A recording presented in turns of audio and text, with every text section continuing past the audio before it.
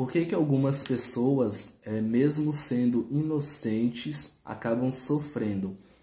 Eu acompanhei recentemente o caso de uma jovem, de uma criança, que foi estuprada pelo avô e havia uma discussão se deveria ser feito o aborto ou não.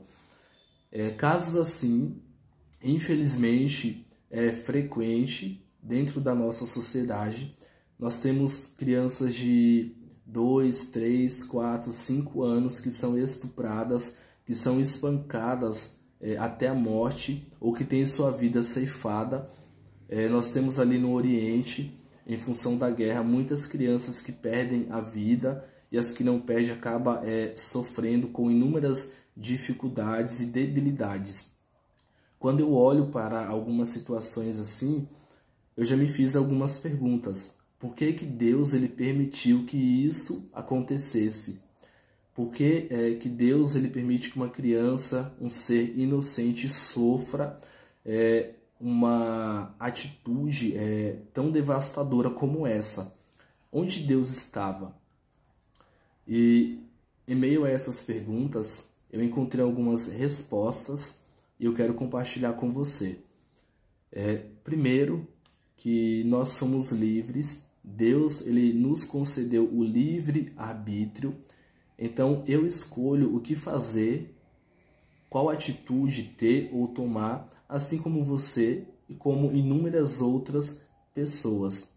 Só que infelizmente tem pessoas que não estão sobre a influência de Deus ou sobre a influência do seu Espírito Santo. São pessoas que estão sobre a influência de Satanás. E essas pessoas acabam tendo atitudes como essas e inúmeras outras.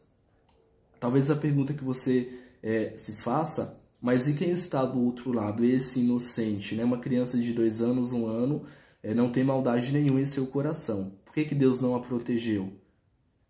A resposta é, primeiro, que durante a nossa jornada, a gente acabou conhecendo, né, e tendo conhecimentos acerca do pecado.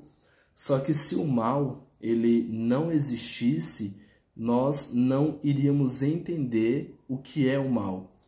Se a maldade, se Deus não permitisse que a maldade existisse, nós não entenderíamos as consequências do pecado de Adão e Eva, né? Então, de certa forma, quando isso acontece, Deus está nos mostrando o caráter de Satanás, o caráter do pecado, e através de algumas situações como essa, Deus nos revela a sua bondade.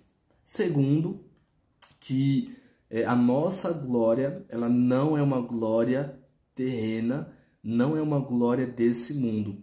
Ainda que soframos, ainda que pessoas sofram, percam a vida e tenham sobre si atitudes perversas, a glória dessas pessoas não é desse mundo, é uma glória celeste. Então, o galardão meu, seu e dessas pessoas é um galardão que ainda está por vir. Então, o sofrimento aqui é necessário.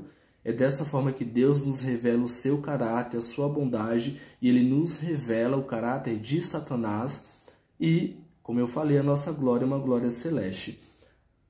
Uma outra lição é que as trevas, ela é a ausência de luz.